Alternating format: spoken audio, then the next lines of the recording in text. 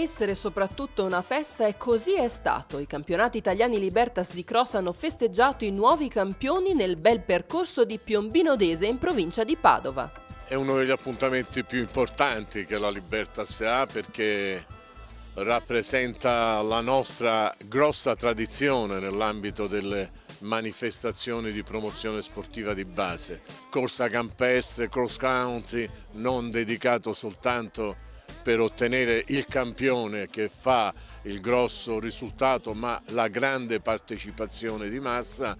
Diciamo che bravo chi vince, però il presidente della Libertas fa il tifo per chi arriva ultimo. Queste manifestazioni di base sono quelle che più colpiscono l'immaginario collettivo non solo di chi partecipa ma anche di chi guarda.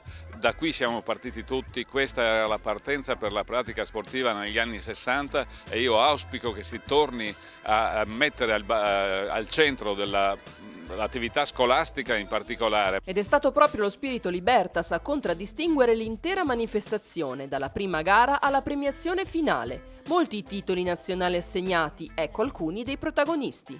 Non troppo difficile, bene, era anche bello duro il percorso. Le altre per fortuna le ho viste abbastanza indietro, allora ho preso coraggio, sono partita. Tanto alla fine ho fatto lo scatto, ma alla fine mi hanno superata comunque, però sono contenta del risultato che ho fatto, sia anche di come ho corso, anche del fatto che sono riuscita a fare la gara in progressione. Un bel percorso, non pesantissimo ma neanche troppo veloce, infatti presentava abbastanza curve e un percorso un po' sconnesso, che dove di solito io mi trovo al meglio su questi tipi di percorsi.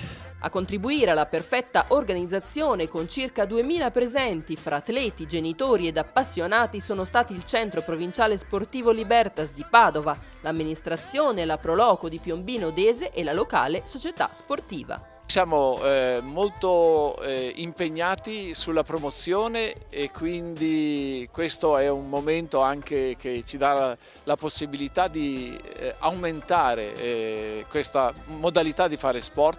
Non è tanto vincere quanto è partecipare. Ringrazio tutti i partecipanti, oltre 750 atleti provenienti da tutta Italia che percorrono il nostro territorio. È un evento veramente importante, eccezionale direi per Piombino Dese. Gente, vediamo che ce n'è stata parecchia, siamo contenti, ringraziamo tutti, lavoratori e anche la gente che è venuta a correre. È un'emozione unica perché comunque stare in casa è anche un vantaggio rispetto alle altre ragazze. È stato bello, organizzato bene e mi è piaciuto. Dobbiamo ringraziare l'amministrazione comunale e l'assessorato anche allo sport di Piombino Dese che ci ha seguito e ci è stato vicino.